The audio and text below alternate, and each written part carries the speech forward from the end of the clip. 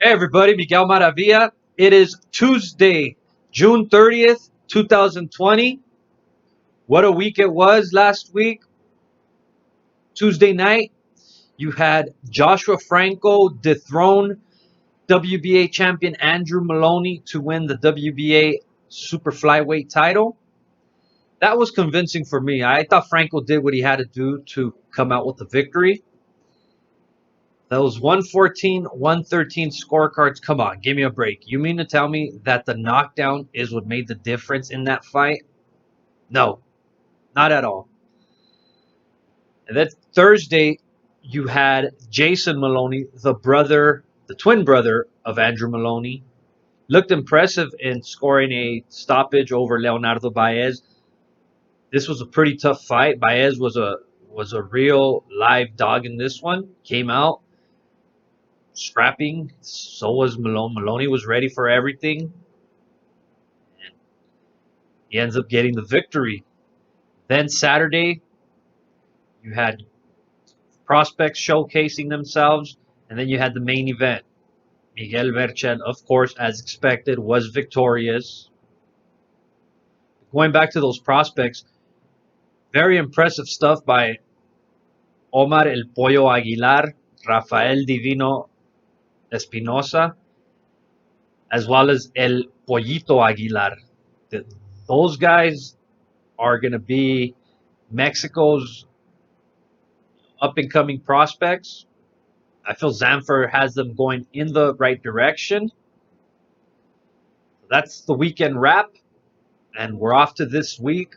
Tonight, we have a junior welterweight bout as Oklahoma's Alex Saucedo takes on Sonny Fredrickson. Saucedo, a former world title challenger. Fredrickson, a 6'1" junior welterweight, very tall, very rangy. So that is tonight on ESPN. Enjoy the fights. Middleweight Dante Stubbs of Riverside, California squares off tonight against Isaiah Jones in opening tonight's ESPN telecast. Stubbs 6-0 with 2 knockouts. Jones 8-2. This is a good opportunity for both fighters as they showcase themselves tonight. So look for this to be a pretty good matchup. I'll take Stubbs on this one. Undefeated super lightweight John Bauza squares off against Ireland's Lawrence Friars. Bauza of Puerto Rico will have a pretty tough task tonight in taking on the Irish fighter. Bauza 13-0 undefeated will get some pretty solid work. I'd be impressed if it's a knockout, but I expect Bauza to come out with the W.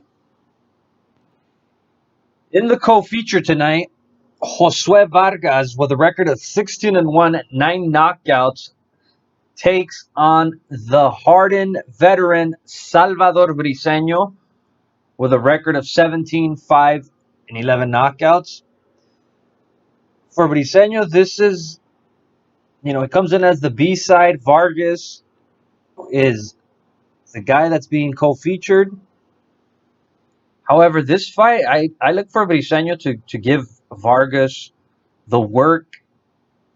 He has been in there against some pretty good prospects himself. I see Vargas putting in some good work, winning this fight convincingly, no doubt about it. But of course, a hardened veteran like Briseño will make Vargas earn the victory. And in the main event, Alex El Cholo Saucedo of Oklahoma took on Ohio's Sonny Fredrickson. This a 10-rounder in the junior welterweight division. Saucedo 29-1, 19 knockouts. Fredrickson 21-2, 14 knockouts. This will be one of those fights for Saucedo where he needs to get another world title shot. He's going to have to look convincing. Fredrickson, a 6'1" junior welterweight, pretty tall, very lanky. I see this fight being a bit difficult for Saucedo in the early rounds in terms of him making the adjustments, getting used to Fredrickson, filling him out.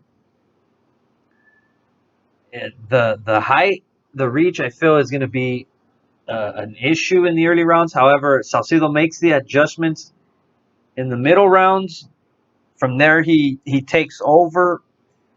Then he works himself to a decision win.